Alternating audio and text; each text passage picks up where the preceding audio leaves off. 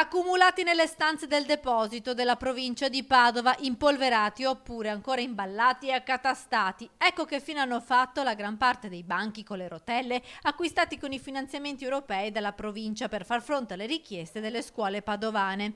Alcune presidi di istituti superiori però, dopo averli visti, si sono resi conto che erano scomodi a tal punto da ribaltarsi e davvero difficili da utilizzare per la didattica, e così li hanno rispediti in magazzino in barba ai soldi spesi per l'acquisto. Proviamo allora a sederci in una di queste sedute innovative. Difficile posizionare lo zaino, questo è piccolo e ci sta, ma se uno zaino di scuola è molto più grande. E poi il problema è anche sul tavolino, troppo piccolo, già un quaderno e un astuccio e lo spazio è finito.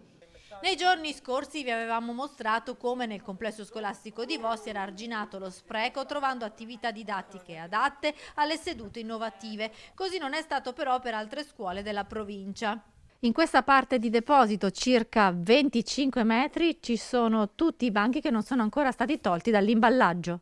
Questi, per esempio, erano destinati ad un liceo dell'Alta Padovana, che però non li ha nemmeno fatti togliere dall'imballaggio. Dei quasi 1000 acquistati dalla provincia di Padova, ben 560 sono rimasti confinati in deposito, uno spreco di denaro pubblico che si aggira intorno agli 85.000 euro, visto che ogni banco con le rotelle è costato 150 euro. Ora si pensa ad un modo per non buttare del tutto queste attrezzature, tanto sostenute dal Ministero dell'Istruzione, che le riteneva fondamentali per un ritorno a scuola in sicurezza.